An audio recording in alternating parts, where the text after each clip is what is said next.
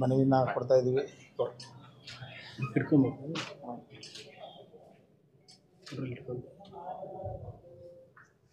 ಕಳಿಸ್ಕೊಡ್ತೀವಿ ನಾವು. ತಮ್ಮ ಏನಿದೆ ಕನ್ಸರ್ನ್ ಇದೆ ಅದರ ಜೊತೆಗೆ ನಾವು ತಿಳಿಸ್ಬಿಟ್ಟು ಅವ್ರಿಗೆ ಕಳಿಸ್ಕೊಡ್ತೀವಿ. ಆಯ್ತು, ಥ್ಯಾಂಕ್ ಯು.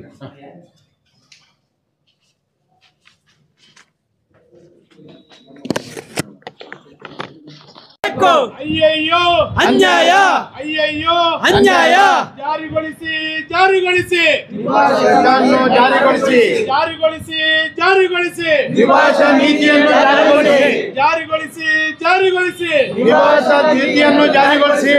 ಬೇಡವೇ ಬೇಡ ಬೇಡವೇ ಬೇಡ, ತೆರವುಗೊಳಿಸಿ ತೆರವುಗೊಳಿಸಿ ತೆರವುಗೊಳಿಸಿ.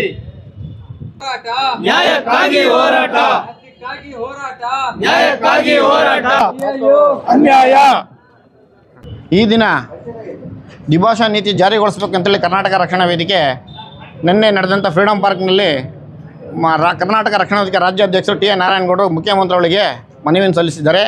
ಆ ನಿಟ್ಟಿನಲ್ಲಿ ಈ ದಿನ ಮಾನ್ಯ ಜಿಲ್ಲಾಧಿಕಾರಿಗಳಿಗೆ ಕರ್ನಾಟಕ ರಕ್ಷಣಾ ವೇದಿಕೆಯಿಂದ ಒಂದು ಮನವಿಯನ್ನು ಸಲ್ಲಿಸಿ ದ್ವಿಭಾಷಾ ನೀತಿಯನ್ನು ಜಾರಿಗೊಳಿಸಬೇಕು.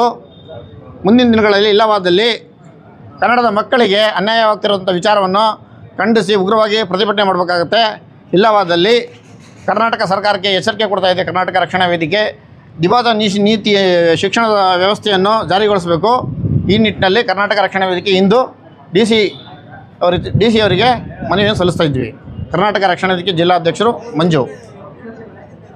ದ್ವಿಭಾಷಾ ಶಿಕ್ಷಣ ನೀತಿ ಜಾರಿಯಲ್ಲಿದೆಯೋ ಅದನ್ನು ತೆರವುಗೊಳಿಸಬೇಕು ಕೇಂದ್ರ ಸರ್ಕಾರ ಹಾಗೂ ರಾಜ್ಯ ಸರ್ಕಾರ.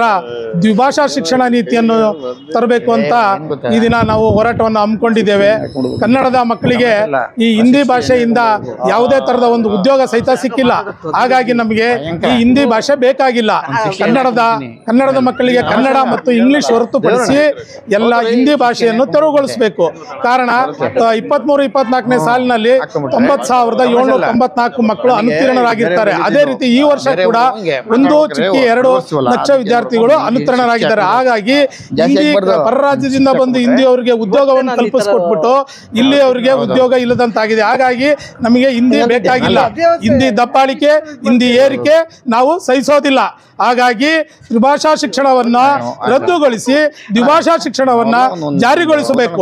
ಇಲ್ಲವಾದಲ್ಲಿ ಬೃಹತ್ ಪ್ರತಿಭಟನಾ ಮೆರವಣಿಗೆಯನ್ನು ಮಾಡಬೇಕಾಗುತ್ತೆ. ಟಿ ಶೈಲೇಶ್ ಕುಮಾರ್, ಕರ್ನಾಟಕ ರಕ್ಷಣಾ ವೇದಿಕೆ ಜಿಲ್ಲಾ ಉಪಾಧ್ಯಕ್ಷ. ಜಿಲ್ಲಾ ಕಚೇರಿ ಬಳಿ ಪ್ರತಿಭಟನೆ ಮಾಡಿದ್ವಿ. ಯಾವ ವಿಚಾರಕ್ಕೆ ಪ್ರತಿಭಟನೆ ಮಾಡಿದ್ವಿ ಅಂದರೆ, ಇವತ್ತು ನಮ್ಮ ಹಿಂದಿ ಭಾಷೆನೇ ನಮಗೆ ಬೇಡ, ಹಿಂದಿ ಶಿಕ್ಷಣ ಬೇಡ.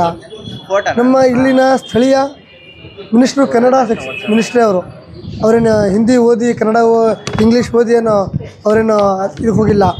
ಇಲ್ಲಿ ಸ್ಥಳೀಯ ನಮಗೇನು ಬೇಕು, ಕನ್ನಡದಲ್ಲಿ ಅತಿ ಹೆಚ್ಚು ವಿದ್ಯಾಭ್ಯಾಸ ಬೇಕು. ನಾವು ಕರ್ನಾಟಕದಲ್ಲಿ ಹಿಂದಿ ಭಾಷೆ ಬೇಕು, ತಮಿಳು ಬೇಕು, ತೆಲುಗು ಬೇಕು ಅಂತ ನಾವು ಕೇಳ್ತಾ ಇಲ್ಲ ಸ್ವಾಮಿ. ನಮ್ಮ ಕರ್ನಾಟಕದಲ್ಲಿ ನಮ್ಮ ಕನ್ನಡ ಆದ್ಯತೆ ಮಾಡಿಕೊಡಿ. ಇಲ್ಲಿನ ಮಿನಿಸ್ಟ್ರು, ಶಿಕ್ಷಣ ಮಿನಿಸ್ಟ್ರು ಬೇರೆ ಬೇರೆ ಜಿಲ್ಲೆಯಿಲ್ಲ, ನಮ್ಮ ಜಿಲ್ಲೆಯವರೇ. ನಾವು ಅತಿ ಹೆಚ್ಚು ಒತ್ತು ಕೊಡ್ಬೇಕು ನಿಮಗೆ. ನಾವು ನಮ್ಮ ಶಿವಮೊಗ್ಗ ಜಿಲ್ಲೆಯಲ್ಲಿ ನಾವು ನಿಮಗೊಂದು ರಿಕ್ವೆಸ್ಟ್ ಮಾಡ್ಕೊಂಡಿದ್ದೇನೆಂದರೆ, ಮಿನಿಸ್ಟ್ರು ನೀವು, ಶಿಕ್ಷಣ ಮಂತ್ರಿಗಳು ನೀವು ತಲೆ ಕೆಡಿಸ್ಕೋಬೇಕು, ನಾವಲ್ಲ. ಹಿಂದಿ ಎಕ್ಸಾಮಲ್ಲಿ 90,000 ಅಂದರೆ ಕಮ್ಮಿ ಆಗಿಲ್ಲ. ಇವತ್ತು 1,10,000 ಮಕ್ಕಳಿಗೆ ಇವತ್ತು ಮನೆಗಿರ್ಬೇಕು. ಇವತ್ತು ಅವ್ರು ಫೇಲ್ ಆಗಿದ್ದಾರೆ. ಹಿಂದಿಯಲ್ಲಿ ಯಾತಿಗೆ ಫೇಲ್ ಆಗಿದ್ದಾರೆ? ಕನ್ನಡದಲ್ಲಿ ಫೇಲ್ ಆಗಿದ್ದಾರಾ? ಇಂಗ್ಲೀಷಲ್ಲಿ ಫೇಲ್ ಆಗಿದ್ದಾರಾ? ಇವತ್ತು ಫೇಲ್ ಆಗಿರೋದು ಹಿಂದಿಯಲ್ಲಿ. ಅತಿ ಹೆಚ್ಚು ನೀವು ಇಲ್ಲ ಗಮನಕ್ಕೆ ತೊಗೋಬೇಕು. ನೀವು ಗಮನಕ್ಕೆ ತೊಗೊಂಡು ಇವಾಗ ತಿಳ್ಕೊಂಡು ಇವಾಗ ಏನು ಹಿಂದಿ ಎಕ್ಸಾಮ್ ಬರ್ಸ್ಬೇಕಾ ಬೇಡ, ಕನ್ನಡ ಹಿಂದಿಯಲ್ಲಿ ಮುಂದೆ ಇರಬೇಕೋ ಬೇಡ ಅಂತ ತಿಳ್ಕೊಂಡು ನಾನು ಕರ್ನಾಟಕ ರಕ್ಷಣಾ ವೇದಿಕೆ ಶಿಕಾರಿಪುರ ತಾಲೂಕು ಅಧ್ಯಕ್ಷ ರವಿನಾಯಕ್ ಮಾತಾಡ್ತಿದ್ದೀನಿ. ಈ ದಿನ ಕನ್ನಡ ನೆಲ ಜಲ ಅನ್ನೋ ವಿಷಯ ಬಂದಾಗ ಟಿ ಎನ್ ನಾರಾಯಣಗೌಡರು ಯಾವುದೇ ಕಾರಣಕ್ಕೂ ಕನ್ನಡದ ಬಿಟ್ಟು ಬೇರೆ ವಿಷಯಕ್ಕೆ ಎಂದು ಸ್ಪಂದನೆ ಮಾಡಿಲ್ಲ. ಈಗ ಕನ್ನಡ ನಮಗೆ ದ್ವಿಭಾಷಾ ನೀತಿ ಬೇಕು ಅಂತ ನಾವು ಜಾರಿಗೊಳಿಸೋಕ್ಕೋಸ್ಕರ ಈ ಪ್ರಯತ್ನದಲ್ಲಿ ಮುಂದುವರಿತಾ ಇದ್ದೀವಿ. ಮುಖ್ಯಮಂತ್ರಿಗಳು ಸಹ ನಿನ್ನೆ ದಿನ ಮನವಿ ಕೊಟ್ಟಾಗ ಒಳ್ಳೆ ರೆಸ್ಪಾನ್ಸ್ ಕೊಟ್ಟಿದ್ದಾರೆ. ಇದನ್ನು ಜಾರಿ ತಂದುಬಿಟ್ರೆ ಇನ್ನೂ ಒಳ್ಳೆಯದಾಗತ್ತೆ. ನಮ್ಮ ಕನ್ನಡ ಮಕ್ಕಳಿಗೆ ಹಿಂದಿ ಅನ್ನೋದು ಏರಿಕೆ ಇರೋದನ್ನ ಸ್ವಲ್ಪ ತಗ್ಗುತ್ತೆ. ತ್ರಿಭಾಷಾ ನೀತಿ ನಮಗೆ ಬೇಡ, ನಮಗೆ ದ್ವಿಭಾಷಾ ನೀತಿ ಸಾಕು.